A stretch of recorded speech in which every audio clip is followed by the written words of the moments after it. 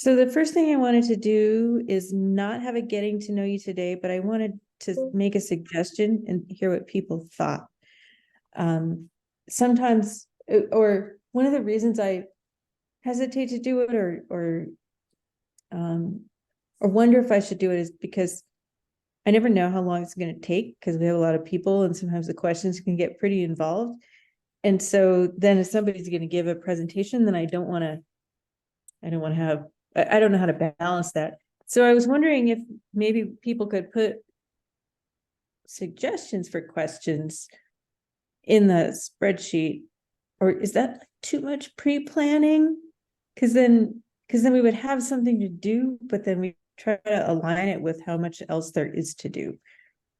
So I'm trying to think about how to still make it fit and still have us have an active group that isn't 100% work, but 90% work.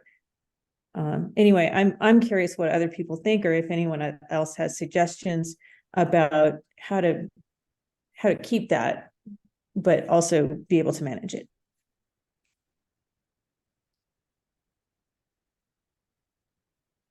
So I guess what I'm suggesting is we could put on the spreadsheet, people could throw in questions when they thought of them, and then we could pick one that would fit.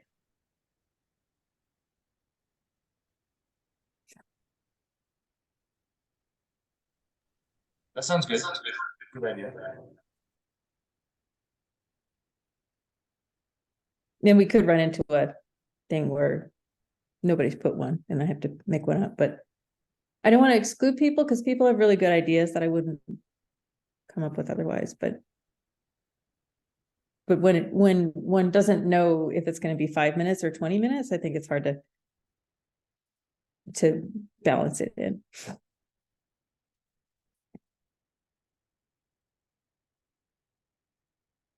Okay, well, nobody's saying anything. So I assume it's an okay idea. Let's give it a try.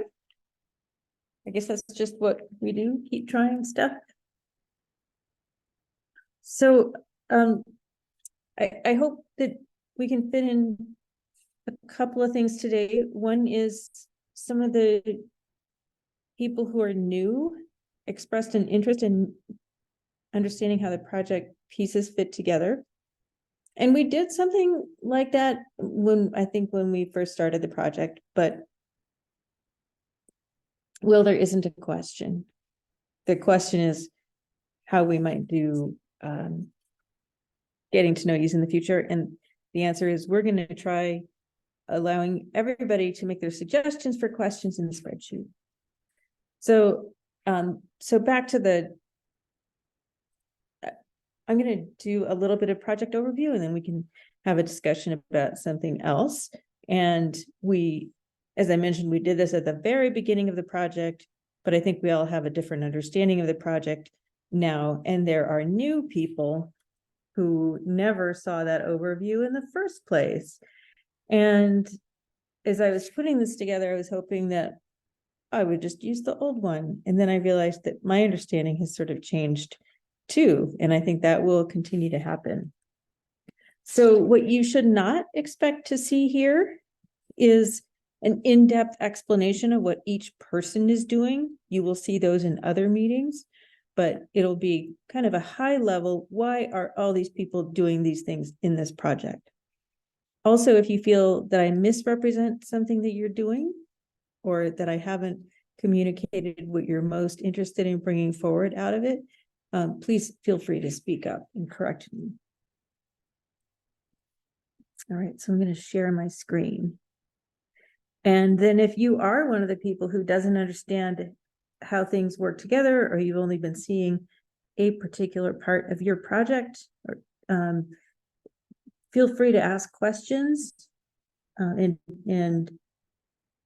to challenge how things might fit together, or ask for further detail in another meeting, because I know with so many moving parts, it's hard for everyone to have an understanding of what's going on. Okay, so that's just generally an open invitation to comment. So I want to start with a couple of definitions. And so first, efficacy is technology performance under controlled situations. And I'm going to throw some figures from the proposal in here too. By the way, if you have not seen the proposal or haven't had a chance to read it and you would like to, please let me know. It's also available in our Google Drive. And so we could think of an engineered system like the one we're developing as detecting, forecasting what might happen, for example, in the indoor environment, determining what's appropriate, treating the physical environment, and then you get this reduced exposure. So we're all about reduced exposure. But we know that what we see in the lab and what we can do on the bench isn't what really happens. And so this definition of effectiveness, and these definitions are from the health science literature, overall outcome in a real world context. So that could be installed in different environments, different users, and different technicians. And a lot of my thinking about this is this is me personally, but there are other people on our team who have this background. We know that things work well in the lab. They don't always work well in real environments. And there's a lot of experience in testing different things in the laboratory and then seeing how they don't come about in the real world and thinking about why that might be. And of course, efficacy is nothing if you don't eventually achieve effectiveness. Now, one of the things that you can do, and that is often done, is blame somebody else. My technology is fine. It's just that the user did it wrong, or it wasn't installed right. But the fact is that you're designing for the real world, not for the lab world. So this is another figure that we had in the proposal. What are the things that could affect the outcome? You could have behavior of users. You could have different behavior of practitioners or the whole system that provides the device. And I'm not trying to defend the way that I set this up, because now that it's 2 years after I wrote this, I might challenge the way that the connections go. But the point is that users and practitioners and the way that the device is operated, all of those things affect the effectiveness. And so our project is really about looking at how things work in a system. Ultimately, we're working toward this idea of systemic intervention, which we defined in the proposal as a comprehensive technological package. So there is a technology element that matches likely user behavior to achieve an effective outcome, but it also has to be able to be delivered through existing provisioning systems. And provisioning systems is a complicated thing, but it could include the delivery, it could include the way things are financed, but all of these things have to be thought of when you think about how you're going to intervene. You can't just create a technology and say, here you go, good luck. This should make everything better for you. So of course, that's a tall order. And couple of things. One, in this case, the outcome is the indoor concentrations of pollutants. So for those of you who are exposure scientists, you know that concentration is not exposure. We're just looking at indoor concentrations of pollutants. And we'll let somebody else worry about the difference between concentration and exposure. And we'll talk more about the things that affect those later. And another note is that technology in this case is one tool in the quest to reduce indoor concentrations of pollutants. It's not a predetermined outcome of this proposal. So, people are working on technology, and there are a couple of definitions of that I'll get into in a minute. So people are developing technology, but the point of the proposal is not to develop technology and then convince everybody to use it. Now, that is how it works in some other projects, but that's not how it's working here. We're developing technology as a tool in the quest to reduce indoor concentrations. So we want to have that in our tool belt. But just because we develop it doesn't mean that we're going to do it. So here's what I think of as the system that controls indoor environment. It has the built environment, in our case, the house. It has a natural environment, so weather and pollution concentrations outdoors can contribute to the concentrations in the house. It has occupants. It has technology, what's already installed in the house or what might be installed in the house. And it has provisioning systems that include people who could install, who could receive education, financial support for changes to the house, anything that the broader picture of what's required to make a change in the house. And so what I'm going to walk you through is how different parts of the project are contributing to the interactions here. So for example, Erica, Marilee, and some of you did not get to meet Paige, but she was a postdoc with us. They're working on a survey for weatherization clients that is about to be put into the field. And so this is a survey where people will answer questions, and broadly, how do those people's priorities affect their attention to using technology? Not our technology, not the thing that we have, but how does it just generally affect what they do and whether they're willing to pay attention to it and choose it? So in this case, the users are going to operate the technology, and that could affect the built environment. The users affect their own built environment, and they might receive information about the natural environment. But they have an effect on the built environment, and that survey is trying to get at that.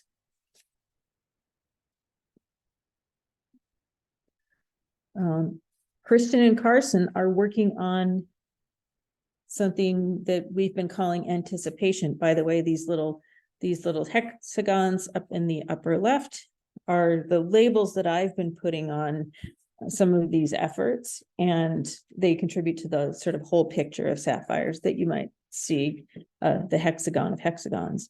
So Kristen and Carson are looking at signals from the natural environment, embedding them into a technology and figuring out how that might affect the built environment. Could we identify when high concentrations may occur so that you have a tool to affect the built environment, the anticipation?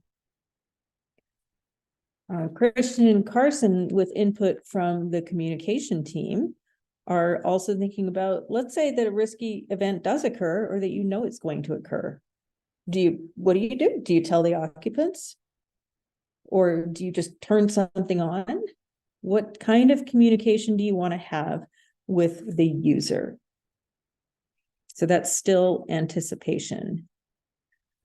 A bunch of us, including myself, Dominic, and all the people who are going out to Epic Homes right now, are working on this thing called diagnostics. And the reason is we don't completely understand the system of the built environment, or we don't quite know how to predict it yet. And so we know that the natural environment influences how it behaves, different temperatures, for example, or wind. We know the users influence that built environment by opening windows and so on. And we know that technology, like operating fans, influences it as well. So usually what happens is people say, well, they're just really complicated people and they open their windows and we don't really know, right? So we're getting some concentrations in there. And we would like to be able to understand how that behaves from minute to minute. If we don't, we're not going to be able to intervene on timescales that matter for changing concentrations. So that's the point of all this activity around the homes that's going on right now. And then there's the things that Paul, Misa, and Jordan will be working on. House of pressure in the background there behind Jordan and Misa. So what are the characteristics of an intervention that might change concentrations in the home? So let's say you're building, you build a technology, you don't, or you design it to filter air as it's going into the home, and how do you have to operate it? How does it have to be designed? And how does the filter have to behave in order to produce a change in the built environment? So that is what we're calling protection. There's a protection aspect of the technology. And then there's a huge element of, okay, let's say we design a great technology and everybody knows how to use it, or it's designed for the user. How the heck are we going to get it into homes?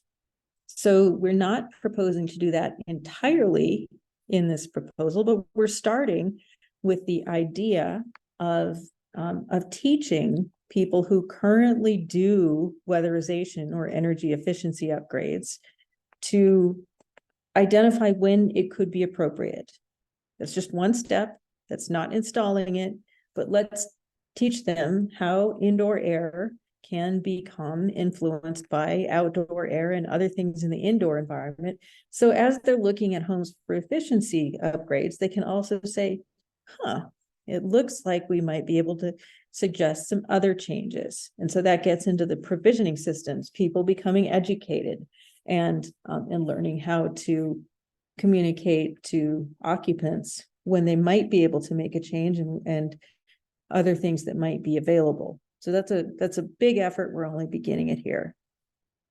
So those are broadly the things that we're doing in this project, but they're all about understanding bits of the system. Now we're about 1 year in. This is a 4-year project. And the first 2 years we're supposed to be developing all the pieces, the principles. So anticipation and user communication. Christian and Carson are testing that out on data that come from real environments.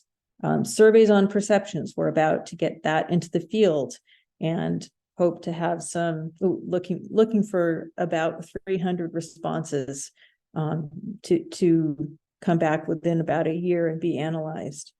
Developing these diagnostic capabilities to be able to predict how the natural environment and the user behavior, should say, influence indoor concentrations. The whole house air treatment that Paul's working on in the lab, making sure that that can work in simulated environments, and beginning to develop the contractor training. So just getting the principles out, like an outline of the training event that might occur. So we've got another year to become confident in those. That's a very short period of time as projects go. And the second half of the project is supposed to be about integration. And during that time, the sort of project capstone will be 16 weeks in the field. We hope, let's make it redesigned as we go, 16 homes, and there's a sequence and an alteration among those homes where they'll be placed into different conditions so that we can see how occupants behave under different circumstances. So the kinds of things we're going to test are not just what users say they do, but some objective measures of how they behave that will be done by Erica. We'll alternate tests between, should we automate or should we tell the users to do something? We'll have hopefully develop the pressure measurements that we do to discern operating conditions, because that is one of the things that tends to confound our interpretation of what's going on indoors. And then we're going to have, one of the tests, the alternating tests, is should we use that whole house air treatment versus portable filters, that the standard air cleaner that can just be purchased and placed in a room. And then during that time, we should be delivering the contractor training. And again, that it's not contractor training on the whole technology and every single one of these principles, because you need to train after you figured out what you're doing. It'll only be training on the principles that we understand. So that's kind of the big picture. And at the end, we hope that we'll be able to look at this as a system. How do you minimize indoor concentrations, considering what people can do, how houses behave, how they respond to the natural environment, and what people can deliver, and how does technology play into that. And so I want to emphasize again that this project has a strong component of developing technology, but it's as a tool, it's as a partner in the entire constellation of understanding how things work, including people and homes, and how best to place technology in that system. So that's all I have on this topic. And I am open to questions or corrections.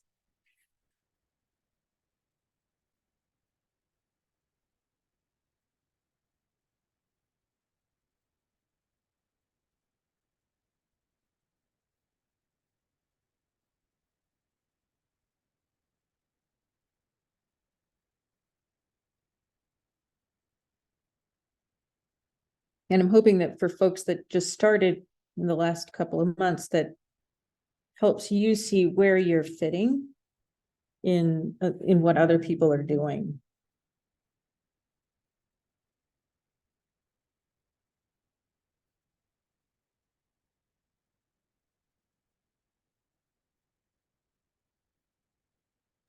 Yeah, it definitely does.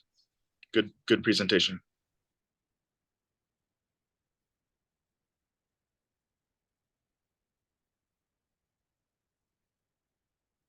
Anyone have any out or maybe reactions like, hey, I didn't know I was doing that, or or what do you mean we're going to do that? That's not what I thought.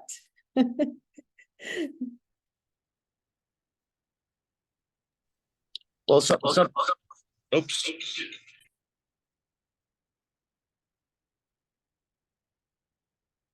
There it is. Something that I thought of is like adding a filter in the home instead of like having a built-in filter in the HVAC. Is that an option that we've like, is that a legitimate option? Like just telling people just you need to put a room filter in, but we'll tell you when to turn it on, or it maybe turns on automatically. Yeah, that's going to be one of the things that we test in the field experiment. So if go ahead. Go ahead. I was going to say the kind of the difference in that is, in my mind, is exclusion versus management. If it works to do it within the HVAC thing that we're doing, then we do it in a way that we don't let the bad stuff get in the first place.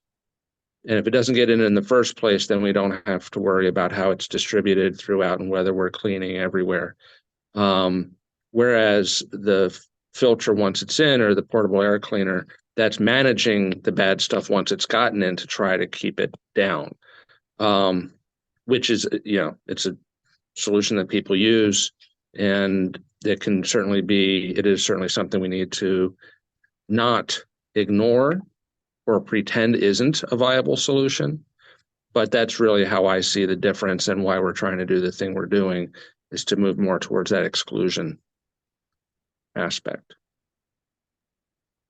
Well, I think, Paul, what you're saying there's physical reasons to think that it might be better not to let the stuff in the first place. The question, though, is how do those compare? How do those compare in real homes, right? Like if you had a huge portable air cleaner that just cleaned everything instantly, then it could be just as good, but that may not be something that that people would do. Anyway, Jordan, we are going to test those two against each other, assuming that telling people to turn on an air cleaner and them having an air cleaner is the kind of the current what they can currently do. So that's going to be your standard option, and it'll be contrasted with the other one. Yeah, thank you for clarifying.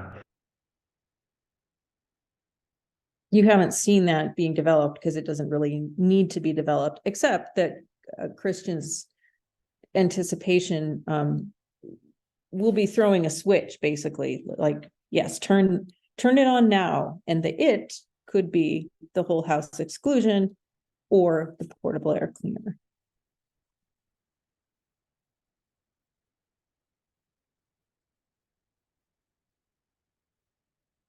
Anyone else?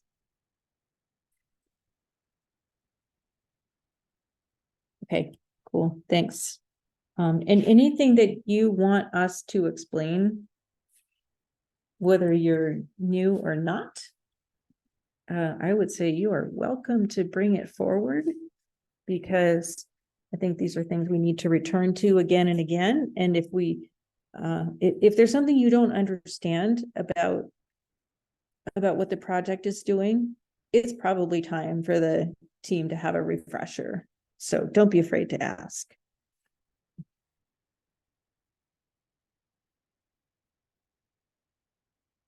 Okay, so the second thing I wanted to do today was a little work on, or agreement, moving toward agreement on the kinds of privacy that we should ensure our subjects.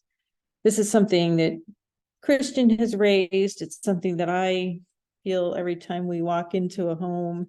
And so let me begin. And Taylor, you can chime in. Christian, you can chime in. Anyone who has been in homes can chime in. So the current status is, I think everybody knows that when we do a project that involves human subjects, we have to get permission to do it from what's called IRB, Institutional Review Board. And I think all of you have training in human subjects is required. I don't know if that we've requested Jordan or Carson to do it, but Misa, I know you have done it, and Dom has done it, and Will, you probably have done it as well. And so typically what happens is they look at what we say we're doing and they say, oh, you're just measuring the house. You don't need human subjects protection because you're not asking any personal information about the people. If I went to the people and I asked them their political affiliation or what their thoughts were on air quality, then I might come under greater scrutiny for dealing with human subjects. But when it becomes purely physical, then they say, no, you're just testing the house. You don't need to be very careful about protecting privacy. But some of the things that we're doing in people's houses are really getting at their behaviors. Like I could see when people are opening their windows and turning on their fans. And so we're kind of in a gray zone, and IRB hasn't told us we're in a gray zone, but I think we should kind of consider ourselves in a gray zone. And the main thing is we should, as we publicize and share and even speak about among ourselves the work that we're doing, we want to protect those people's privacy, even if IRB hasn't told us that we have to. So I guess what I'd like to do here is start with a Jamboard, but first I want to give people a chance to comment on that or ask questions. Like, for people who haven't had to do IRB, do you understand the principle? And for people who have, do you have any thoughts?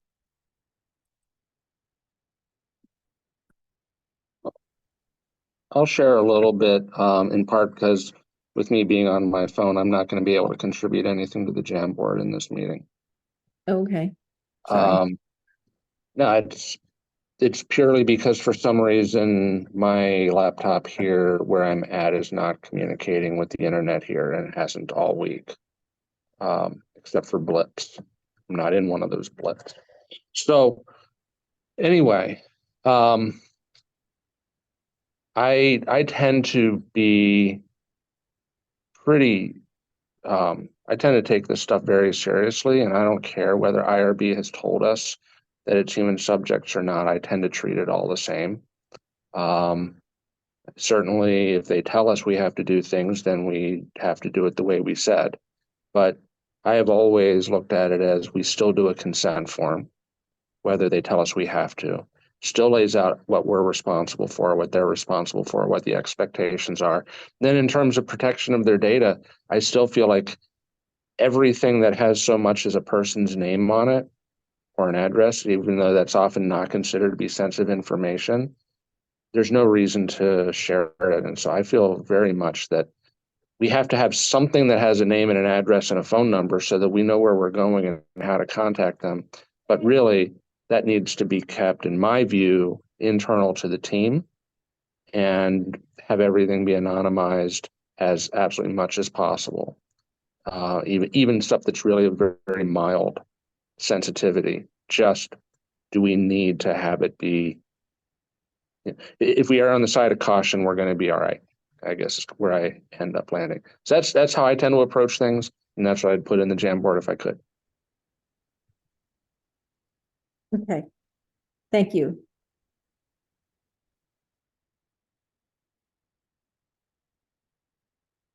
So what I would like to do broadly is put on the Jamboard the kind of data that we are getting, and that could be Erica and Marilee, I think you've already been through separate IRB with your survey, and we're probably okay. So I think I'm going to focus on the house data here, because that's what we haven't really scrutinized.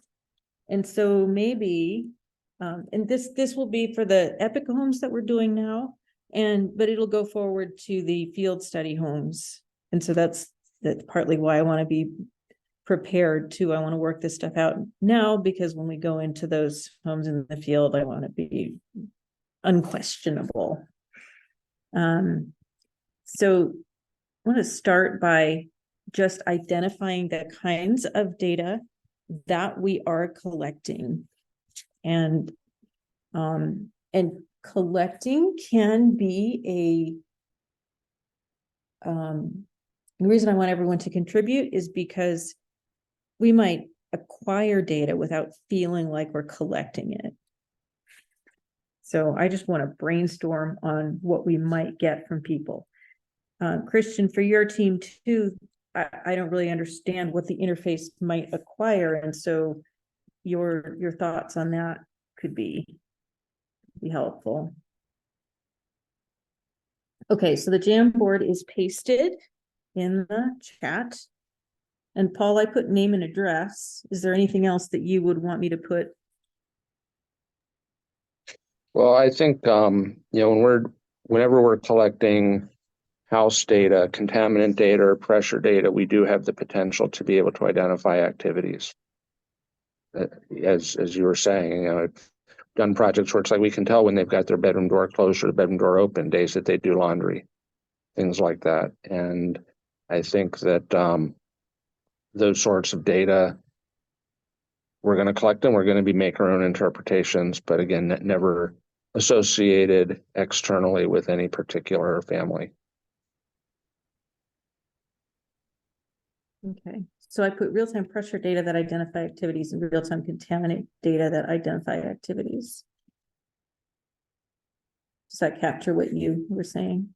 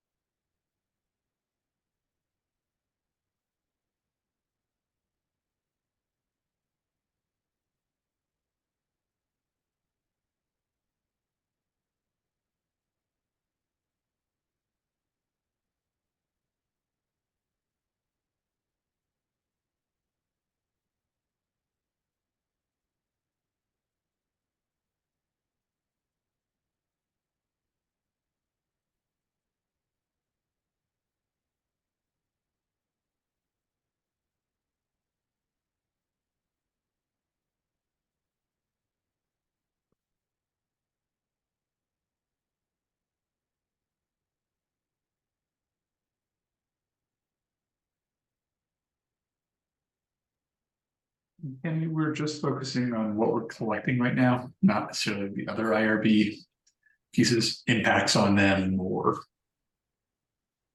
coercion or any of those pieces right now. This is purely a data focus right now. It's mainly a data focus. If something comes to mind, you can put it down, because we're gonna have to address it all at once.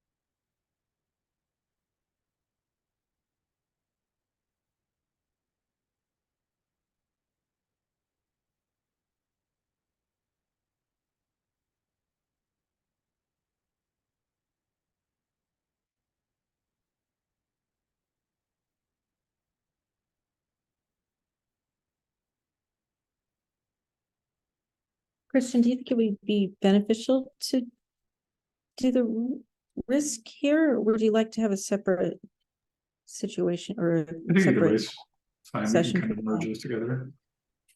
Like we could pull them to the side, I guess, if we want to visit those later. I do think we address them potentially different ways that we address the data concerns.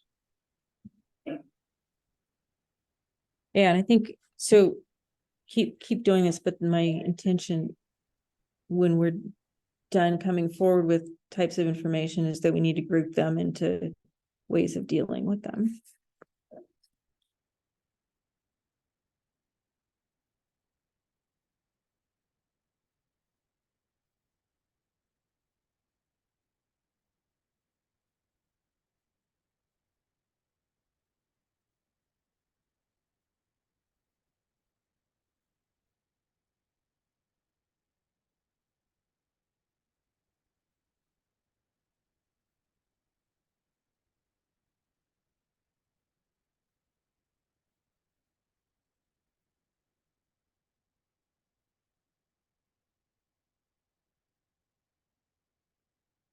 Thanks, Carson.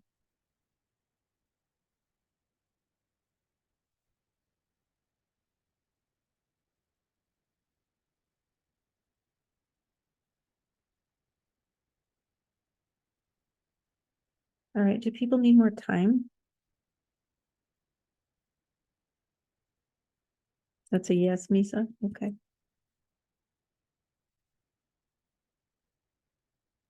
What'd you say? I'm sorry. It looked like you nodded that you needed more time. Oh, no, we're good. We're good. Yeah. Okay. Is there anyone who needs more time?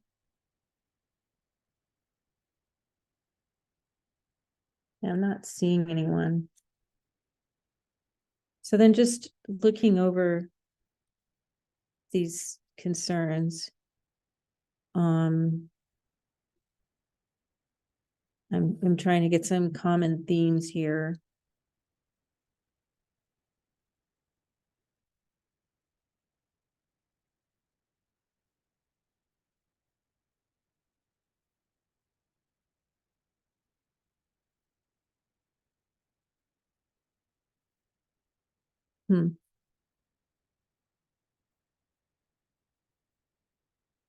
Okay, so there's there are a few things that relate to observations that we may not write down, but we perceive that a home may be well kept or have a certain income status. Is there something that we should do about that to protect the individual's privacy? So I picked one of the vague ones first.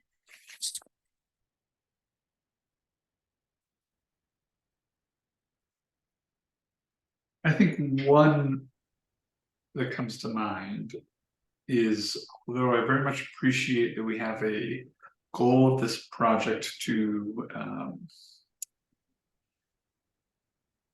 address an underserved population, when we are talking about our recruitment and our study focus and things like that, it's a bit of a double-edged sword saying we're going to hit these underserved populations and hey, by the way, you're eligible to participate. So I think some of our branding and our messaging is going to be important there, not necessarily from the protecting the information standpoint on day one, but how people perceive their role. You're not participating in this simply because you're poor. And down the line, we'll have all of those documentations that we've put together that these people might be coming back and saying, oh, they thought I was poor, which is why I was eligible to participate.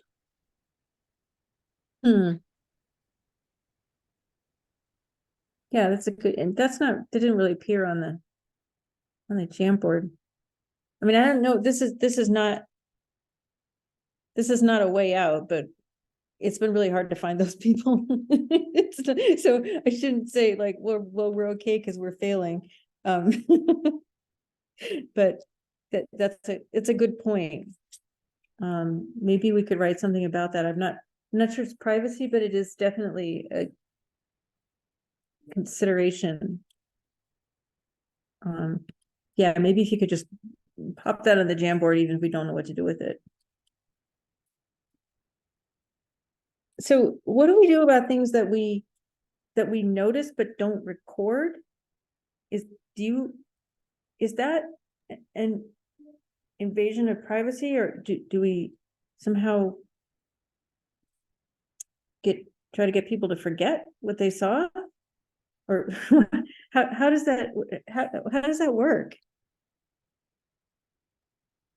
I think one that we can do, which is not protecting their information, but providing them a full transparency of what's going on, is being very clear beforehand about what we are going to be looking for, thinking about, looking at their homes, taking photos, all of those pieces, and providing that information very early in on the process, so that they don't get surprised by anything. I think it depends a lot on the nature of what we're seeing. I mean, there's some things that we're not going to be having something on a data collection form for every single thing that we might ever see in a home that's relevant to what we're looking at, relevant to the study. So I think we're going to probably have, notes, comments, sections where we can put in things that are specific to that home. If it's not related to the project, then I think largely we don't record it, and it's not part of our discussion, maybe internally, but never with anybody outside. But then there are some things potentially where, okay, do we have an obligation as people who have identified something with knowledge about the risk that it presents? Do we have an obligation to report that, even if it's unrelated to the study? And I think that those are things we need to make some decisions about. Where is our there's some things that clearly we're all mandatory reporters for, but then there are other things that maybe we're not mandatory reporters exactly because it doesn't fall under that, but where there is a health risk present in a home that we know is a health risk because we know that stuff. And what obligations do we have?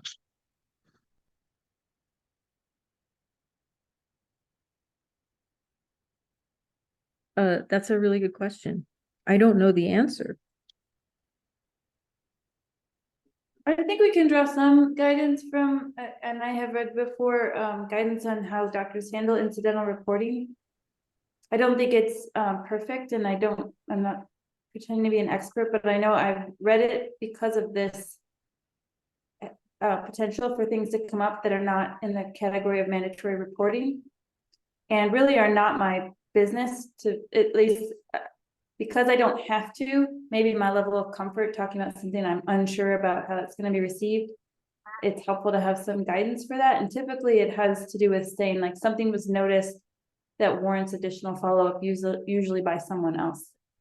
So I think that's tended to be then how I've intended to handle that. It's not necessarily dealt with within IRB for the types of studies that I've had protocols on. So I don't know how IRB handles it when it's, you know, maybe more clinical research where incidental findings may be much more impactful. But I think incidental findings as they're handled in the medical professions is a good guide. So it is pretty common in weatherization to have what's called a hazardous condition form. And so that is something where if they've identified something that is a hazardous condition, it's often related to the work they're doing because of the nature of the work they're doing. But if there is a hazardous condition, they have this form where they can report it, and it goes in the client file that is only shared within, is only accessible by that agency, or in this case, the project team, so that we have a record that we did indeed report it, and a copy given to the residents so that they are aware of it.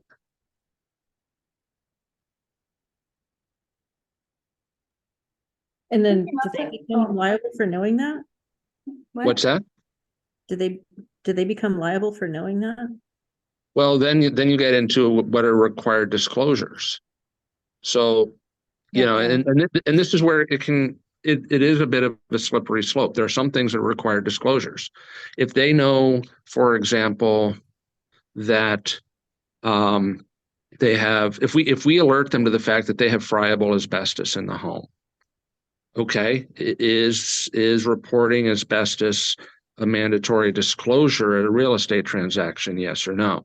If we identify, if we alert them to something that exposes a child to a risk of unintentional poisoning because of something that's been left out or something like that, that's certainly not anything that they become liable for, because that's their own supplies. It's going to vary from one thing to the next, but to a large extent, it's not unless there's a mandatory disclosure, it's not about liability. It's about giving them the ability to do something.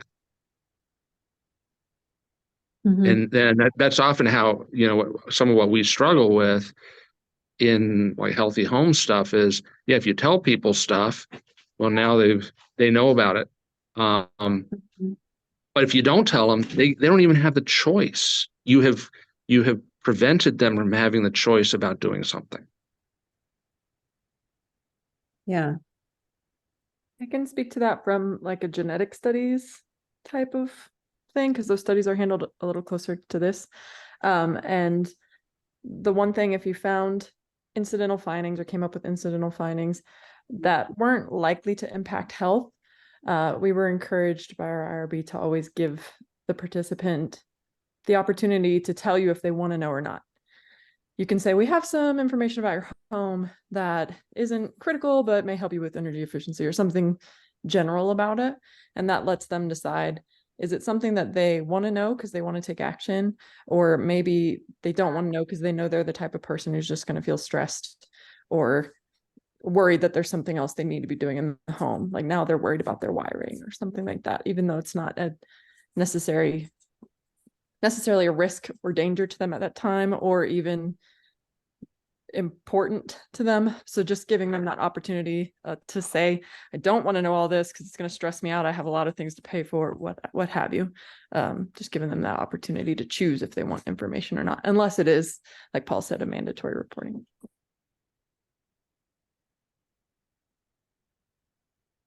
And I Yeah. think just Go to add ahead. to that really quickly, it also comes back to, as Paul said, right, what we put in the consent form, and that's pretty important. Usually when I do driving studies, right, I'm very like specific in like a whole paragraph in the consent form, like what like data that I'm collecting that could be potentially used against them, and like how that could be used against them, or who would be reported to. So I think if we're clear in the consent form, that would be helpful.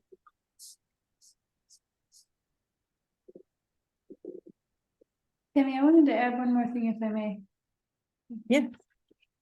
And it has more to do with how observations get used. I don't think we can unsee or unknow things. It's easy to forget things, it seems, but some things you tell yourself to forget it, you can't.